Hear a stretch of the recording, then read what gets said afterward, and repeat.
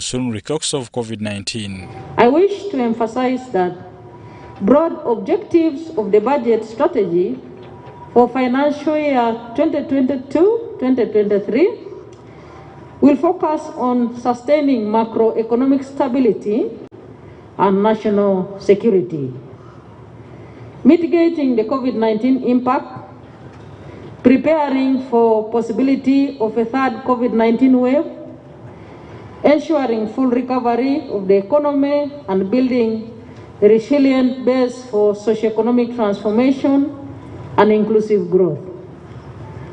Given that government has taken steps to procure vaccines, expand hospital capacity through the recruitment of additional staff and all volunteers, the economy will soon recover, provided the population complies with the standard operating procedures and the corresponding directives set out by us. He expressed optimism in the new parish development model to improve farmers' incomes, among other strategies. Further emphasis will be put on improving production and productivity to improve farmers' incomes, particularly smallholder farmers, through implementation of the parish development model. And in my own view, I think this will cure again another very key area which the representative of the private sector again pointed to, in line with the growth of the budget vis-a-vis the growth of GDP. The Minister of Finance, Planning and Economic Development, Masaka said COVID-19 hit most sectors, thereby triggering an economic slowdown. The Ugandan economy before the COVID-19 outbreak had gathered momentum. Real GDP grew at 6.3% in the financial year 17-18, accelerating to an 8-year high of 6.4% in 18-19. Unfortunately, the COVID pandemic triggered an economic slowdown, and Uganda recorded a real GDP growth of only 3% in financial year 19-20.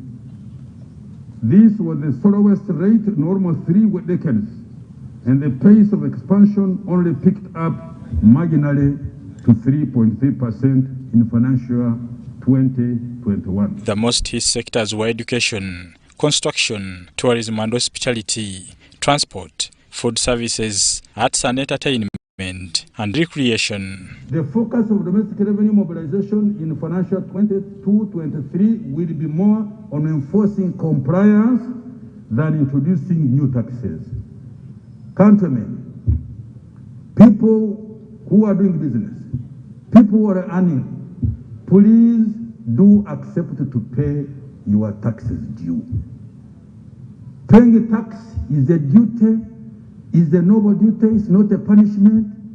When you pay tax, you are actually investing. The conference also had submissions from the judiciary, local governments, development partners, civil society, and the private sector. Bernard Higa in Kampala. To the electoral process now, election analysts minimize electoral petitions. The 2020-2021 general election has registered 155 election petitions compared to the one of 2016 that recorded only 116 petitions. Adiana Kuti reports.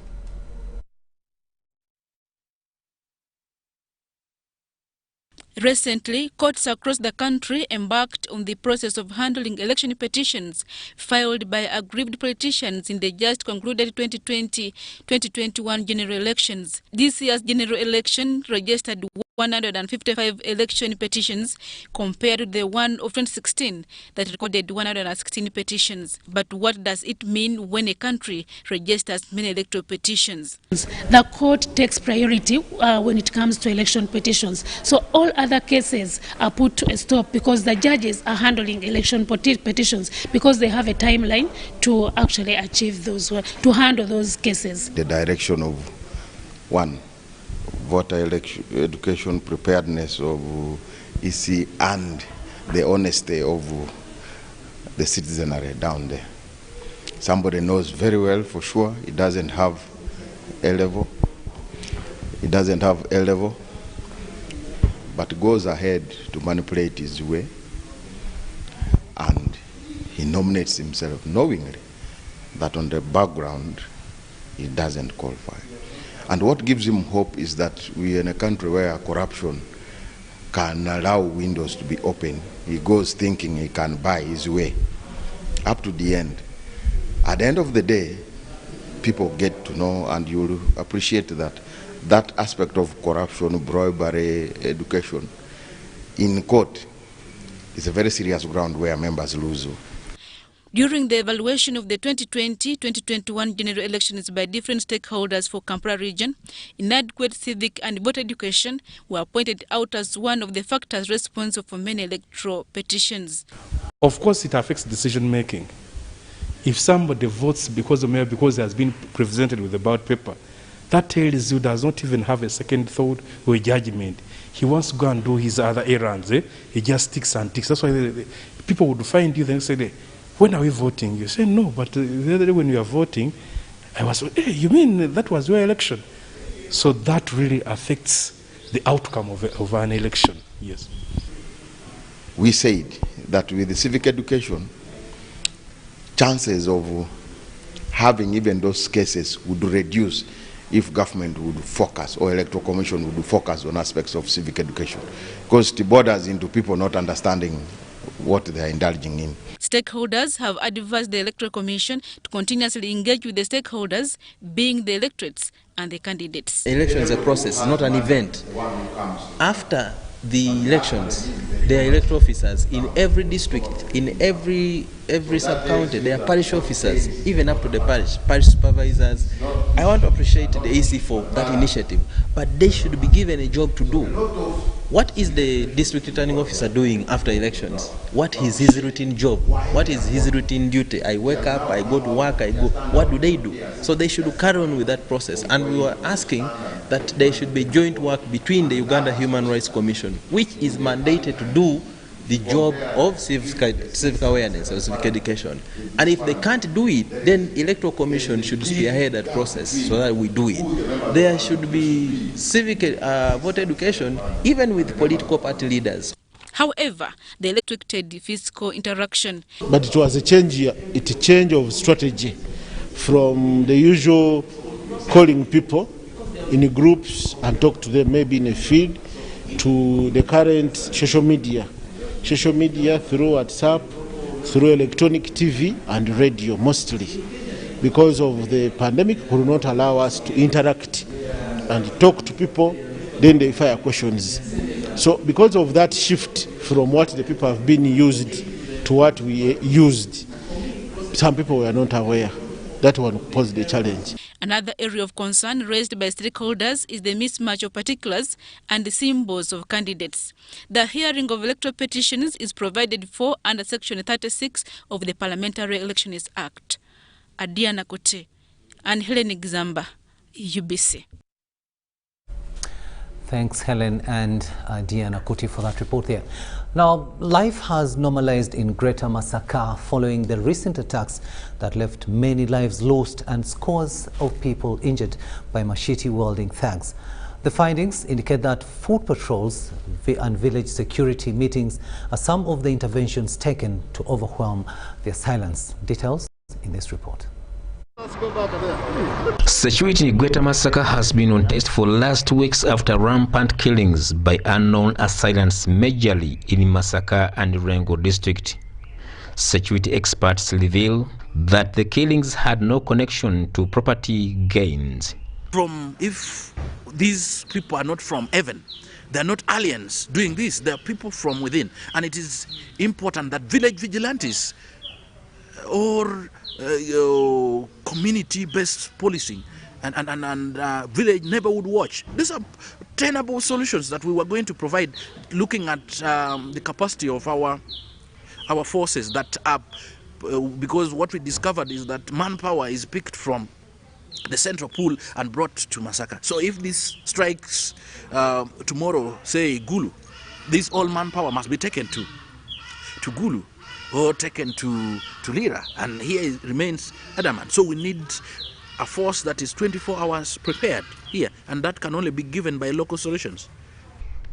The Vice Chairperson Lwengo Parliamentary Caucus Okot Bitek said there is a need to reinforce community-based security interventions that can provide a lasting solution. The country wants to know. The country wants to know what is happening in Masaka, in the greater Masaka. Let all the multiple forces handle the multifaceted problems of Masaka and come with solutions that will keep an end to the same. Of course, we have rejuvenated a number of village security committees and vigilantes who are willing patriotically to participate in night patrols. But I feel that basically, as we always guide them, that they should always get in touch with the nearest police. Adoption of night patrols by vigilantes, neighborhood watch systems in collaboration with security agencies has yielded results. The resident district commissioner Chotera Moses Dumba said mobilization of residents from vigil level to provide security to themselves and timely responses has worked. We have tried to reactivate the security committees right from the sub-counties, parishes, and lowest of the low LOC ones. As of now, we are moving sub-county by sub-county, town council by town council, to make sure that we increase awareness and we create avenues of how we can protect our people, the residents. Tight security operations in the most affected areas have relatively contained the attacks. However, experts say government should consider revisiting its intelligence system to find out the root cause of the recent killings and avoid future scenarios. Haruna Mutesasira reporting in Karisizo for UBC News. Uganda National Roads Authority wants the Public Finance Management Act be amended to give the authority ultimate mandate of utilizing funds based on the dynamic demands of the roads sector. While providing the authority's annual performance review, the Executive Director, Allen Kajina, revealed that some projects are frustrated by rigid clauses of the Act. Nasiru Wama reports. Kilometer bina na yitwesanga tukoze kilometer 3 mwemu tegeza performance ya feteri 10 yali 8 The Uganda National Roads Authority annual performance review report indicates a gap of 17% in the last financial year. Among the hurdles to the underperformance is the constrained financing agenda. The COVID-19 pandemic greatly affected UNRWA's ability to achieve the set targets. A number of UNRWA's activities, such as road construction, were affected by the lockdown and partial lockdown.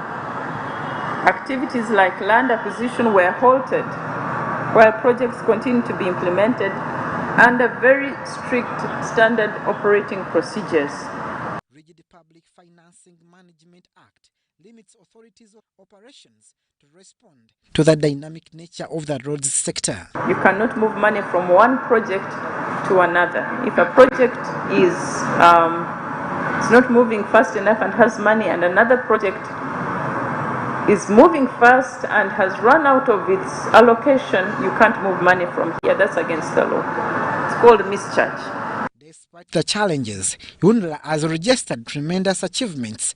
At least, the target of 16 bridges was achieved, and the ferry services were improved to the standard. UNRWA operated 12 ferries, namely Nachiwogo, Chiyindi, Mbulamuti, Bisina, Masindi, Choga 1, Choga 2, Albert Nile 1, Laropi, Obongi, Amuru, and Sigulu. The ferries registered 86% adherence to the scheduled trips, while ferry availability fell from 82% to 64.7%. The authority has registered some success in improving green light of way, especially along the road reserves. UNRWA endeavored to maintain a big percentage of the network in fair to good condition and in motorable condition.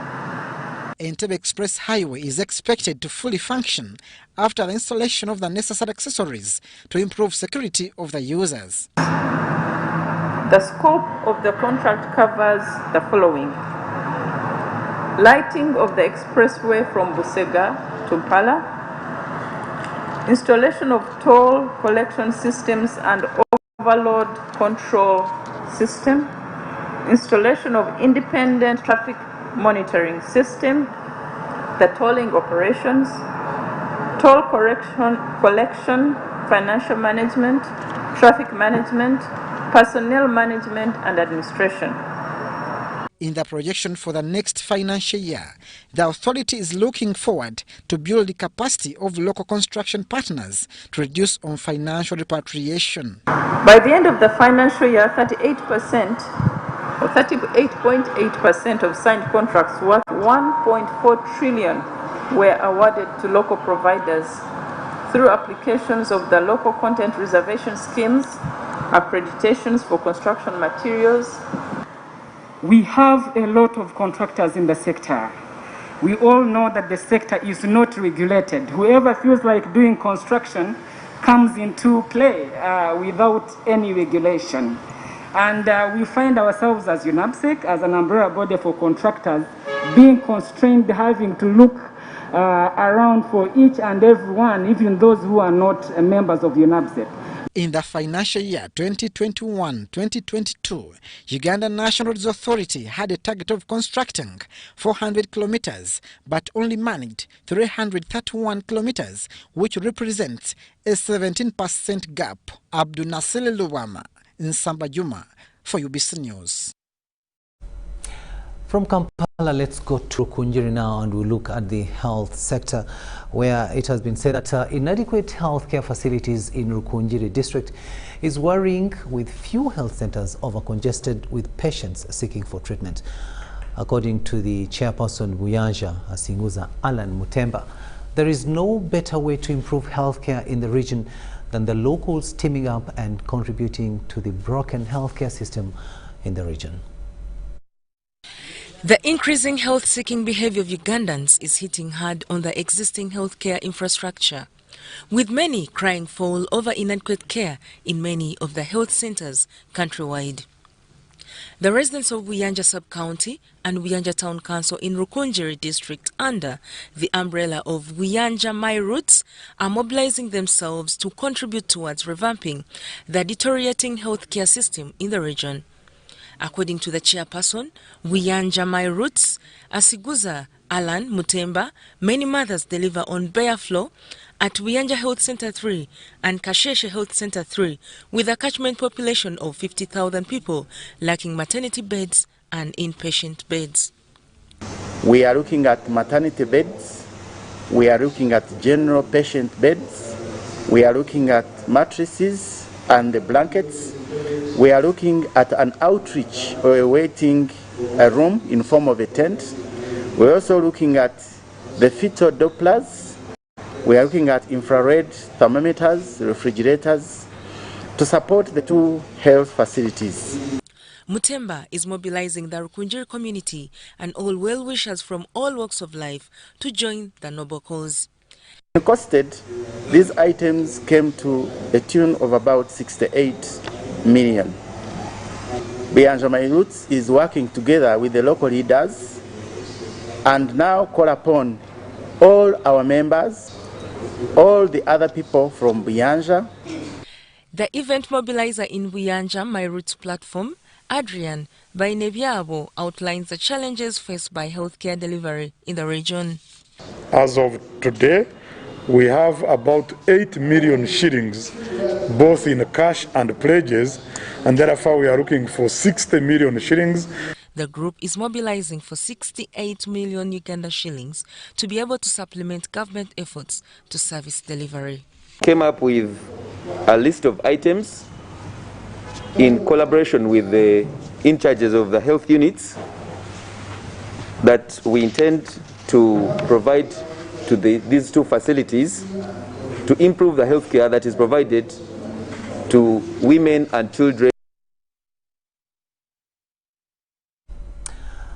Disposal of organic waste, either from farm as residues or from crop residues, is an environmental threat. When poorly disposed of, organic waste releases methane, a potent greenhouse gas, creating environmental or health hazards. And as Susan Naunga now reports, recycling and utilization of such waste is both environmentally and economically valuable. Banana leaves, farm dung, waste paper, cardboard, water hyacinth, agricultural residues, charcoal dust, and wood wastes like sawdust are some of the wastes that are noticeably dangerous to the environment if not disposed of properly. These release bad gases like methane during decomposition, which is environmentally hazardous. Also, when well managed, they can create a source of income through recycling and utilization. Some of the organic wastes can be used to make renewable sources of energy like briquettes and biodegradable paper bags. Bananas, banana fibers, banana peelings, any peelings that you get. A group of youth under the umbrella Board of United Innovations Development Center have appreciated the benefits of organic waste recycling. Through organic waste recycling, they make briquettes, which are cost-effective for cooking and also less pollutant to the environment. Because these ones, one charcoal stove, it can spend like 3 hours or 3 hours and a half. However, in a joint effort to incorporate youth into environmental conservation and employment, Uganda plastic manufacturers and recyclers have started engaging youth on how to generate income through organic waste recycling. We are going to make sure that they also increase their capacity. The machines, we are securing them on their behalf and hand them to their leaders. This initiative is targeting both employed and unemployed youth, mainly from the ghettos. So if we have seen the ghetto, there is a lack, there is a gap in their livelihood. This is packaged to make them survive, where we know we are cleaning deeply in the environment. According to Moses Ategeka, engaging this group of youth will help bridge the unemployment gap as well as usher them into environmental conservation. We have increased their capacity times 2. Empower their briquette making, because that is waste management. 2, engage them into effective collection of bovera back to our factories, which are recycling. This inclusive program is expected to benefit all youth across the country. Story compiled by Andrew Sebira for UBC News. Ministry of Education and Sports has issued a new curriculum known as a short school calendar that's aimed at maximizing the time students lost to ensure that they cover all it takes for them to pass their examinations. Irene Nantongo now reports that this curriculum will be applied irrespective of the level of education. We are waiting for the final calendar to be released next week. Then we shall share with you when we are going to do Senior 1 and Senior 5 selection. Anxiety in the country as the education sector still awaits for its reopening after a long partial lockdown following the COVID-19 pandemic upsurge. We had also proposed that we reopen in a phased manner in October 2021. We are not allowing all classes to return at the same time. And this is at all levels of the education system, up to university. Number 2, that when we reopen, we shall do it in a staggered manner. So the first one is phased, the second is staggered. What does staggered mean? It means in a school, learners or classes can be reporting on alternate days.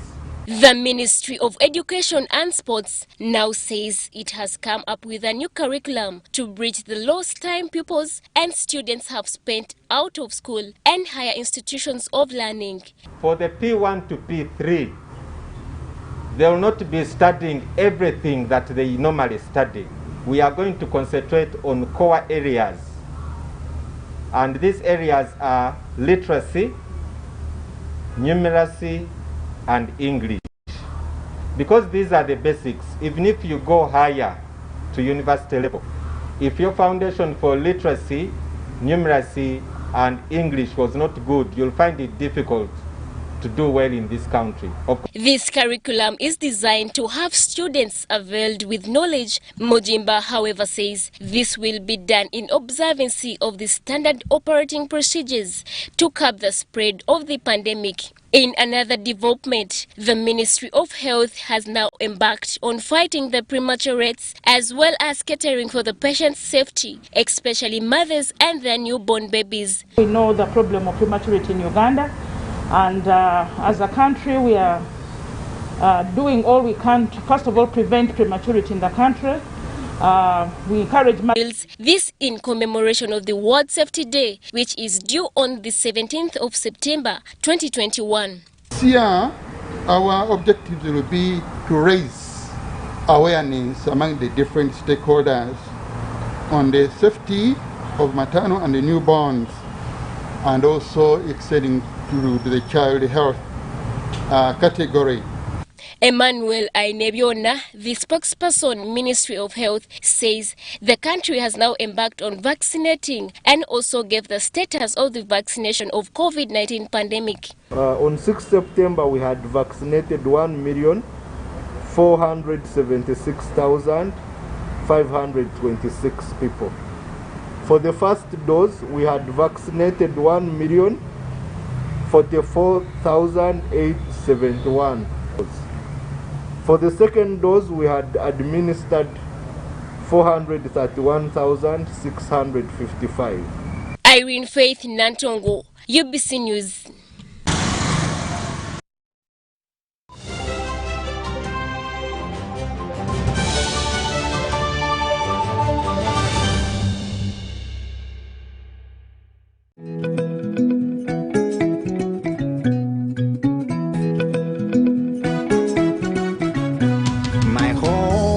I smile when I think of you, Uganda, my home.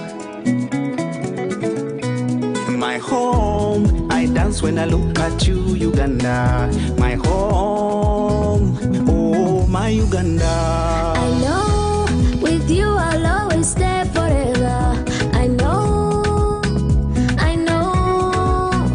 because I feel that we belong together. My home.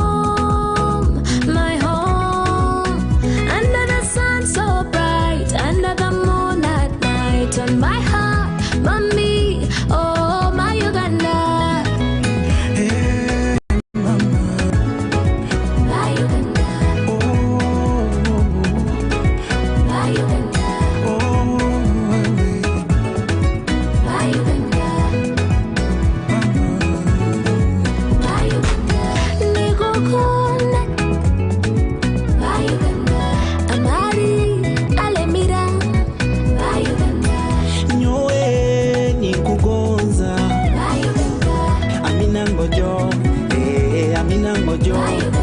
At MTN, we look forward to starting another exciting journey together to grow our home, Uganda. Echa COVID-19 chijja kugwa only if we stay at home, observe physical distancing, wear masks properly, sanitize or wash our hands with soap and water regularly, or get vaccinated now.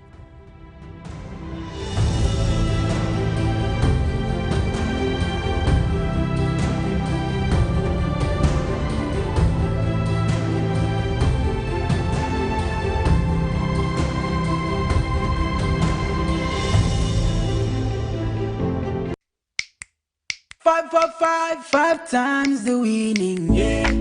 5 times the happiness, yeah. 5 times the luckiness, yeah. 5 for 5, oh yeah. It's 5 for 5. 5 for 5. 5 times the money, yeah. 5 times the shopping, yeah. 5 times the prizes, yeah. 5 for 5, oh yeah. It's 5 for 5. 5 for 5. Win 100,000 Uganda shillings weekly in the 5 for 5 jackpot. Simply download the Center mobile app. Click Center on the go to open your account online. Transact 5 times or more using Center mobile, Center Visa, and Center agent to stand a chance to win. The more you transact, the higher your chances of winning. So, Participate in the 545 jackpot and win millions in daily and weekly prizes. The 545 jackpot is brought to you by Centenary Bank. Our bank, Centenary Bank, is regulated by the Bank of Uganda. Customer deposits are protected by the Deposit Protection Fund. You know, you could just buy a new smartphone from anywhere in Uganda.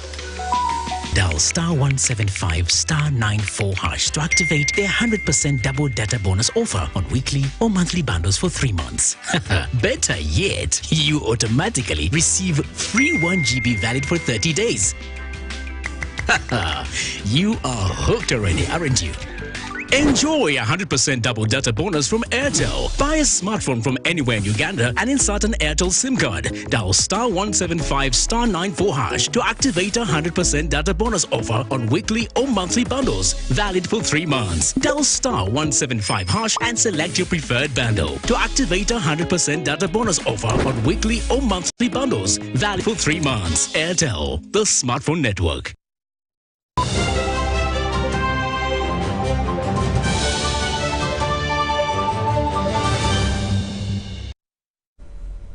Welcome back from that short break, and you are still watching News Tonight here on UBC TV. Katichiro of Buganda, Charles Peter Maiga, has paid a courtesy visit to the fuel storage terminal and Lake Victoria fuel transport system situated on the shores of Lake Victoria in Bugiribukasa, Katabi Town Council, Wakiso District. According to the Katichiro, the Kabaka of Buganda has accepted that the first ship be named MV Kabaka Mtesa, and the core business shall be transportation and storage of petroleum products. We have more in this report. The Katichiro of Buganda, Charles Peter Maiga, has visited coffee growers in Gomba County in the way of enlightening about the Emanyi Telimba campaign.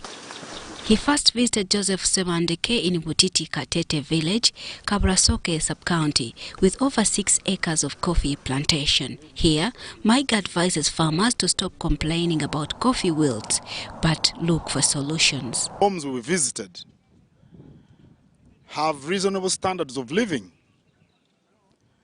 In Mr. Sebandeke's home, you can see the children are going to school.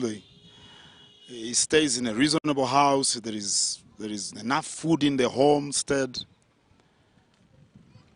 And you can clearly tell that coffee has created a difference in their lives. The RDC, Stephen Asimwe, appreciated Katichiro for his tireless effort in this campaign that has developed communities. When you come here as a Prime Minister, you give motivation to farmers and others to improve. Katichiro Maiga visited another farm of engineer Chitandwe Fred, who informed him about the challenges he encounters in getting organics manure. Tusaba maybe wasenga waberawo partnerships n'amafamu amanene nga Gakaweri obebbeeyi nekkako through the influence eya Obwakabaka kijja kuba kitaasanya. They dedicate time to the different activities, agricultural activities.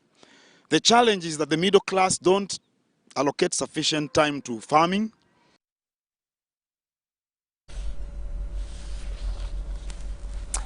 We do apologize for that slight mistake and mix-up in the stories there, but that's the wrong story that we've just played. But I understand the story that we introduced is now ready, and that is the Katichiro of Buganda, Charles Peter Maiga, who paid a courtesy visit to the fuel storage terminal and Lake Victoria fuel transport system situated on the shores of Lake Victoria.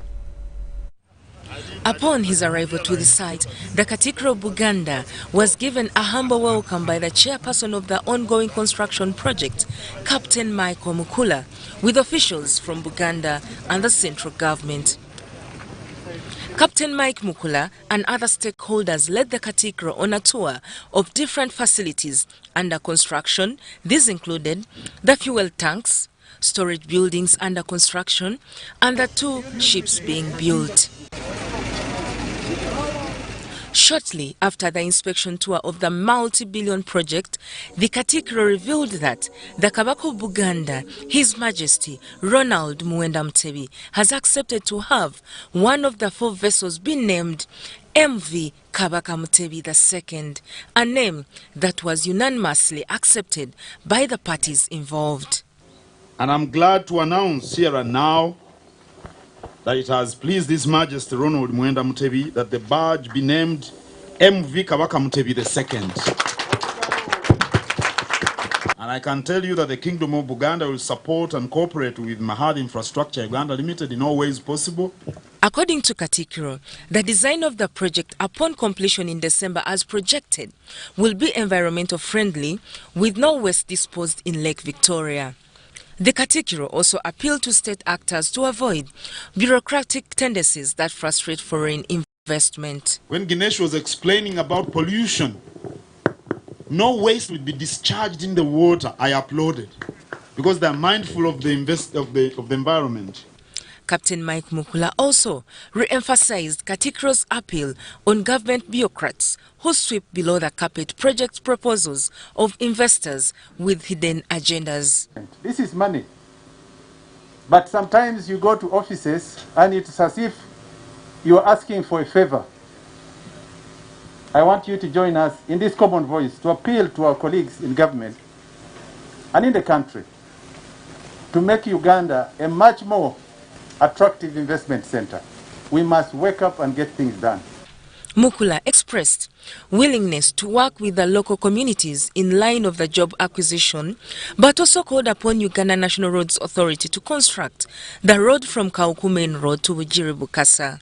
Mahathi Infra Uganda Limited is investing in self-propelled barges, an oil jetty, storage tanks, and a truck loading facility in Uganda to transport petroleum products from Kisumu to Kampala through Lake Victoria. Barge transport is expected to reduce petroleum transportation costs significantly and will offer Uganda strategic advantages of becoming a logistics hub for the landlocked neighboring countries. There are 14 storage tanks with 70 million litres storage capacity.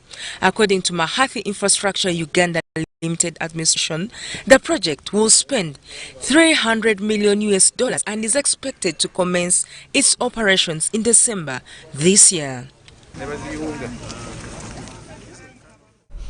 Some good news then as far as investing in oil storage and ships are concerned.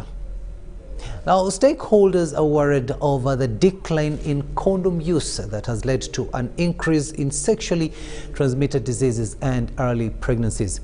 Now, this has been attributed to the low levels of demand for condoms. The Director, Clinical Services, Ministry of Health, Dr. Charles Olara, made the revelation at a strategic initiative program for condom stewardship here in Kampala. Zahara Abigaba reports. There was a decline of about 41% in HIV testing due to the pandemic, and this was noted, and 37% decline in referrals for diagnosis and treatment. And I'm also aware that definitely even access to what? Condoms. Have access to condoms. So we need to be able to see that if we looked at, as we've always been looking at the aspect of total market approach, somebody can walk in and comfortably be able to ask if he wants what? A condom. The public has also been urged to prioritize safer sex and make decisions on condom use. If really I'm looking at sex workers, I've got to know their behavior. I've got to know what hinders them from using particular condoms, so that whatever I give them is for them as a group. Ugandans were, however, urged to plan, live beyond donations and buy for themselves condoms. Vesta Chibirige says they have come up with different types, sizes of condoms that can accommodate all. Many people actually don't know how to use condoms. So they will give all sorts of excuses and tell you the condoms are too small. I think we should do a study and find out whether our men are becoming bigger or taller and whatever. But they always have a reason for not using condoms. She says they have managed to supply 8 million condoms to Ugandans compared to the 18 million, leading to a low level of demand of condoms. Some condom advocates highlighted the challenges they are facing. When they put condoms in the different dispensers that are around, young people won't come for them. So that was until we suggested that they be put in the toilets, such that these young people can get access to them in a more private way. And then when we put them there, people could access them. People came for them. But when they were at the facility, at the infirmary, people wouldn't come for them. They would just tell you, no, we don't use those. We are still abstaining. We do not engage in sexual intercourse. And yet these young people need them. And you find that half of the time, it is these young people that encourage each other to go for them, but they do not come for them themselves. They will just encourage the people that are around them to use them, but they won't use them. Even when you post it on social media, people will come into your inbox and tell you, you're not supposed to post that. That is nudity, that is immoral. You're not supposed to tell people to use condoms. A strategic condom program stewardship strategic initiative has been launched and will start on the 1st July to 31st December 2023. Sudat Kaye, Zahara Abigaba, UBC. From condom use to matters pertaining to a yoga program, where Minister of State for Kampala and Metropolitan Affairs, Kawiye Chofa-Togabye, has advised a small-scale business fraternity to embrace a yoga program. Mr. Kawiye was following up on the COVID relief money from the Office of the Prime Minister in different divisions of Kampala City. It was a question and answer session when the Minister of State for Kampala, Kawiye Chofa-Togabye, interfaced with Nakawa division leaders who were in charge of distributing the COVID-19 relief money. Because he came and said, I have received 205,000 on my mobile money. What is his name? Opira Gavi. Gavin. Okay. The ministry allocated us 28,000. 28, 26. 28,515. Dennis Omond, the town clerk of Nakawa division, and his team presented some of the beneficiaries before the minister for more information concerning the money. And since my brother Opira is here, a royal, I would like to invite him to brief the Honorable Minister. Like I pay my own fees, I lost my dad, so I stopped mom, and then just school fees is that challenge. In an interview with some of the beneficiaries of this money, they confirmed receiving the money and called on government for more support. Amabanja gali manji ku maduuka gye tujja emmere kati sente zigenda okutuuka nga tulina okukavalinga ku mabanja ago tusobole okufuna chance eddamu okwewola. This is the right money so that I can spend it without any disturbance or inconvenience. So I came to the town clerk and then I was like, here I received the money twice. I don't know how it came about, where it came from, but Kawiye pledged total support and commitment to the people. We came here last week. We were on awareness question. Now the team is going to come back to help even those ones in such categories. There are 19 categories to help them, form them into, regroup them, take them into groups, and then register them, and they receive their money also. In Machinde division, the town clerk John Bosco Bashinyora and his team say that the exercise was successful. And we can also use the same when it comes to the implementation of the parish development model, Honorable Minister. It is something that we can be able to start with and be able to upgrade.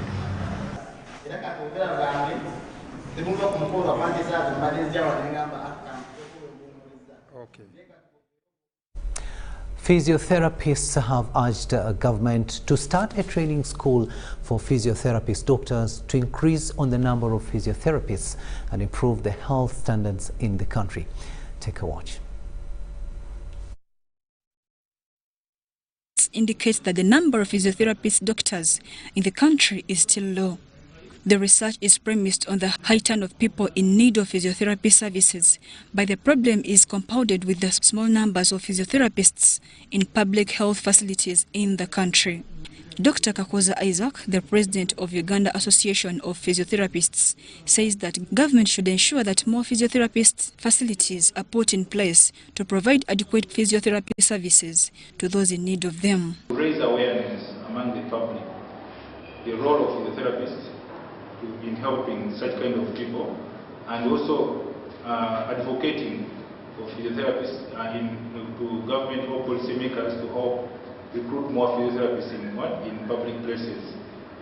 Over time, we're having an increasing rate of surge of non-communicable diseases. So the answer to that would be first prevention. If prevention fails, how do we rehabilitate these individuals? And that calls for absorption of more service providers and expatriates in that field to help bridge that gap.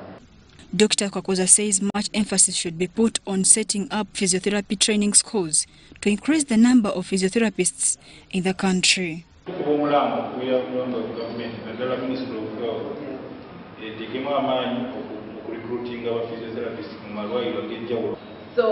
out there in the communities, you can encourage your children to get to know more about physiotherapy as a profession. We are going to keep advocating because we need more people, more young people to come up and study so that our numbers can also grow. Stephen Kayumba, UBC News. Agricultural experts have appealed to farmers from Greater Lwengo in the sub-county of Kichusa to put much emphasis on value addition of their agricultural products. The town clerk, Kichusa Town Council Joshua Abigaba, says Kichusa is one of the regions whose soil fertility is good for pineapple, watermelon, mango, coffee, maize and banana production. Agricultural experts have advised farmers from Lwengo Triangle in the sub-county of Kichusa to optimally utilize the soil fertility of the region to grow value-addition crops. An agricultural research conducted by experts on the soil alkalinity and fertility of Kichusa indicates that Kichusa sub-county is good for pineapple, watermelon, mangoes, coffee, maize and banana production. However, appealed to the farmers to maintain high quality of the agricultural products to attract high from fruit factories interested in value addition. There are several other crops in Kichusa which are doing well. We have a lot of bananas, they are doing well. We have pineapples, they are doing well. And soon we are giving out pineapple suckers to our farmers. So we encourage them to be in touch with the agriculture extension workers and our office such that we can extend the suckers and the... Abigaba made the remarks during a community meeting of farmers in Kichusa Town Council held at Senyumu Bissau. The agenda of the meeting was to sensitize farmers about the government agricultural programs on a Myoga parish development model and Operation Wealth Creation, among others. In the meeting, political leaders present also cautioned local leaders to desist from using their LC stamps in dubious land transactions that often result into land wrangles. My fellow chairman LC1, the government has given us a stamp. This stamp, it is very dangerous. You have to know the letter which has been stamped, where it's going and what is its purpose. Because now everybody is saying we are the people selling the land of the people. We are the people keeping wrongdoers. We, the chairman, LC1, whatever goes on, because they know LC1 which is the source.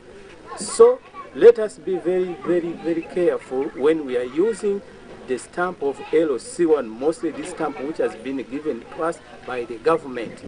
The farmers were also advised not to sell their pieces of land, but rather utilize them for commercial farming in the fight against poverty and hunger. One of the model farmer of the coffee plantation, basically our people continue growing more coffee that they can earn more money.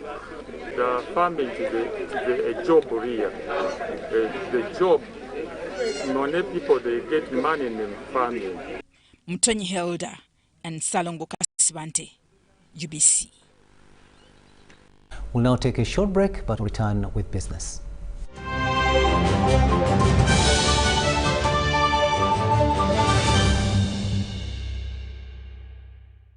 Getting GoTV was the best decision James has ever made. Finding a good place to watch football was never easy, but it was costly. Until James discovered something big. Now he can finally enjoy the benefits of homegrown advantage with a decoder and 1 month of GoTV Valley. For just 25,000 shillings, enjoy the world's biggest leagues and cup competitions. GoTV Uganda, love it. Be alert. Do not share your Airtel Money PIN number with anyone. Airtel Uganda employees will never ask for your Airtel Money PIN number on call, SMS, or by email. All SIM card registrations, SIM card verifications, or SIM swaps are done at clearly branded Airtel shops and not on phone. To report any fraudulent activity, please call 100 immediately. The official calling number for Airtel promotions is 0200 100 100. Stay alert on Airtel Money. Instant, secure, borderless. The Academic Registrar of Kalasa Agricultural College, with great pleasure, informs graduates, parents, and the general public that the 56th graduation ceremony of Kalasa Agricultural College will be held on Friday, 10th September 2021 from 8 a.m. to 1 p.m. The chief guest will be the Minister of Agriculture, Animal Industry and Fisheries. The ceremony will be virtual with limited invitations.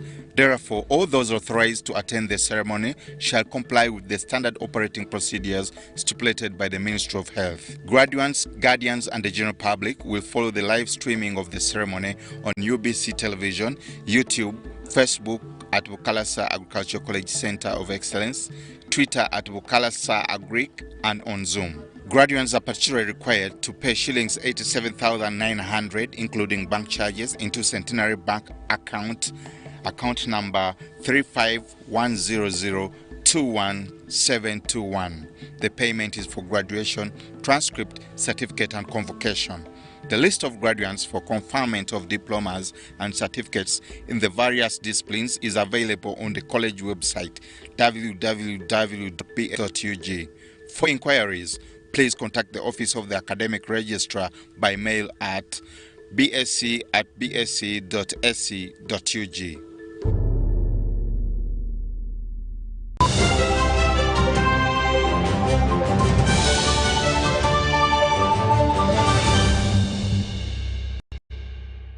Welcome back, and let's have a look now at what's happening in the world of business. Cabinet has approved long-awaited bills intended to monitor and regulate the petroleum activities in the country. Minister of State for Mineral Development Peter Lokeris made the revelation at the Parliamentary Symposium on Uganda Petroleum Sector here in Kampala. Lokeris asked stakeholders and members of the Parliamentary Forum on Oil and Gas to support the 3 bills that will soon be tabled on the floor of Parliament. Uganda, like any other country dealing in oil and gas explorations, requires laws that guarantee transparency of good governance in the management of the oil and gas sector. These proposed pieces of legislations, some are still in a bill format yet to be debated by Parliament prior to passing and accenting into operational laws. However, maximum support from stakeholders and MPs is required. The Income Tax Amendment Bill 2022, the Public Finance Management Amendment Bill 2021, it is now coming to Parliament. And it's up to you to fight hard to make things move. However, the stakeholders say such laws may not yield any fruits if there is no enforcement. The biggest challenge that we are confronted with is the enforcement of these laws. And we could cite very good examples. We have a law that provides for doing an environmental impact assessment before a development takes place. But we have instances where a decision to make an investment takes place before an environmental impact and environmental and social impact assessment has been done. This was during a parliamentary symposium on oil and gas aimed at retooling the Parliamentary Forum on Oil and Gas organized by the civil society organizations on oil and gas. This is a new group. We just had election in January. So many of the previous members either lost their positions in Parliament, in the elections, or have moved into other units of Parliament. So it's always good to give them orientation. And orientation is, it takes the ways of what are the things that you are expected of, which they know, of course, generally. But this is a specific and technical area. When you talk about oil and gas, environment, revenue, you're talking about governance, you're talking about management. The chairperson of the Parliamentary Forum on Oil and Gas says the orientation is very timely for members of Parliament in the forum to master their roles and mandates to focus on oil and gas activities in the country. We wanted to highlight the role that must be played by the members of Parliament in their performance of their roles and mandate, that is the oversight function and their legislative role, to focus on oil and gas, and also to hold government to account for the oil and gas sector. Responsible.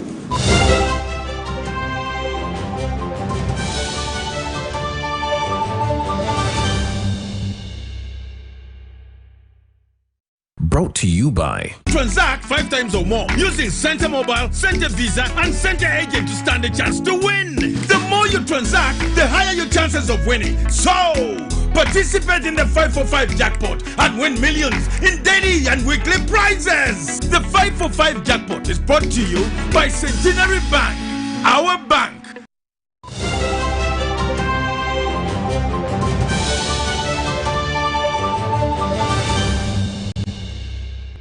Sports news now, and Express FC head coach Waswa Bosa has affirmed that his team will take full advantage of the experience gained when they took part in the Sekafa Kagame Cup, which they ultimately won. The Red Eagles will host Sudanese giants El Merreikh in the first leg of the preliminary stages of the CAF Champions League. We have more in this report. Express Football Club is set to tussle Sudan's El Merreikh FC in the CAF Champions League first leg game at St. Mary's Stadium in Chitende this Friday. You play always to win, so same our opponent which I make a big congratulations for winning Sekafa Kagame Cup. We want also win. And we make a good preparation. This is Express's first continental game in close to a decade, and the team is buoyant to put up a fight. Head coach Waswa Bosa, who took the team through light drills, believed the experience garnered during the Sekafa Club Championships in Tanzania is good enough. I think the team is ready for the preliminary round we are going to play tomorrow. We respect El Merreikh. It's a good team. I know they have played this competition for some time, and I think Express has taken long without playing this tournament. So what I think, we are ready for the game tomorrow, and the players are ready, the coaches are also ready, and I think tomorrow's game, we respect El Merreikh, but what we want most tomorrow is a win. Thank you. Bosa and Express have upset the odds to become double champions in just 18 months since the tactician took over. The Sekafa triumph came a few months after they were crowned Uganda Premier League champions for the first time since 2012. The former Sports Club Villa and Tori United tactician says that the players believe they can take care of a good El Merreikh and victory is all they are targeting. Timu nungi mu byafaayo, timu nungi naye kusinziira nti naffe engeri gye twetegeseemu Sekafa yatuyamba nnyo okulaba nga abavubuka basobola okwekkiririzaamu. Express has so far made 2 signings in Nicholas Kasozi and defender Deos Bukenya as they continue beefing up their squad. Boss and his assistant James Odoch have also renewed their contract at Wankurukuku. After the first leg in Chitende, Express will shift their attention to the second leg in Sudan 7 days later. And we wish Express FC all the best in tomorrow's match. And before we leave you, let's have a reminder of our main stories.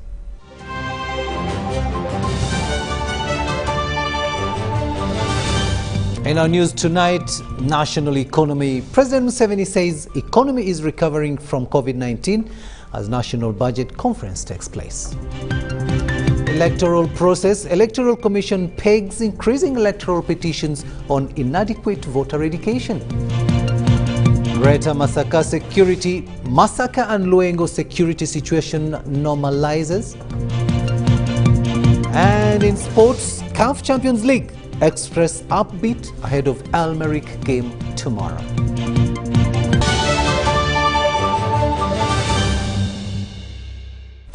And that's all we had time for. Thank you so much for having kept us company. On sign language, it has been Elizabeth Nakakoni and I am Rukidi Edward Kijanongama. But let's leave you with the weather forecast for tomorrow with Alitubera Juliet. Good night. Hello there, welcome to today's weather update. I'm Alitubera Juliet. Today morning, most parts of the country have been cloudy with light rains, and later in the afternoon, we've had thunder showers in different parts of Uganda. From the rainfall report received for the previous 24 hours, we have seen Soroti having the highest of 54.6 millimeters, Gulu 27.9 millimeters, whereas Kampala reported 5.5 millimeters of rainfall.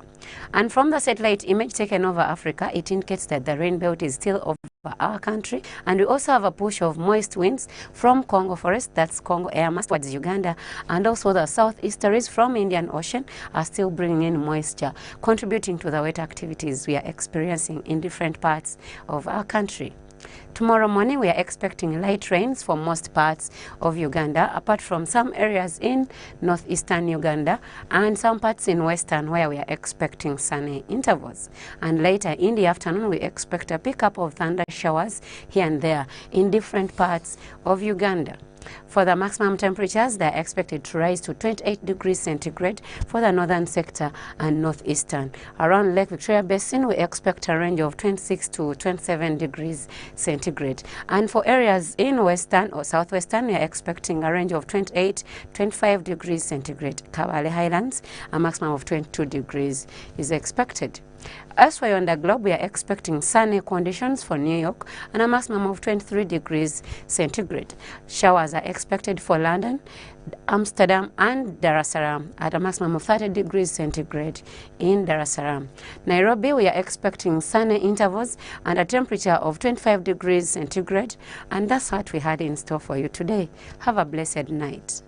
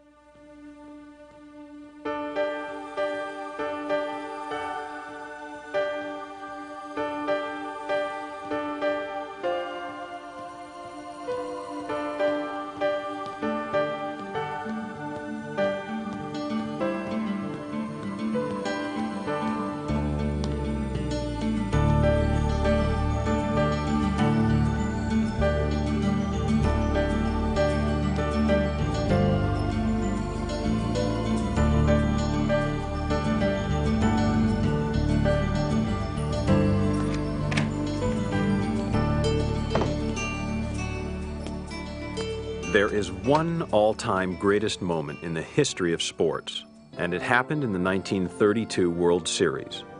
The story goes that in the bottom of the 9th inning, with 2 outs, a full count, and the tying run on base, Babe Ruth raised his arm and pointed to the center field bleachers. No one believed it, because nobody had ever done it before, but the Babe was calling his shot. On the next pitch, the great Bambino hit a towering 400-foot home run. And even although he'd been a hero before that, that's pretty much how he became a legend. 30 years later, a kid named Benjamin Franklin Rodriguez became a neighborhood. It was in the greatest summer of my life when he taught me how to play baseball, and he became my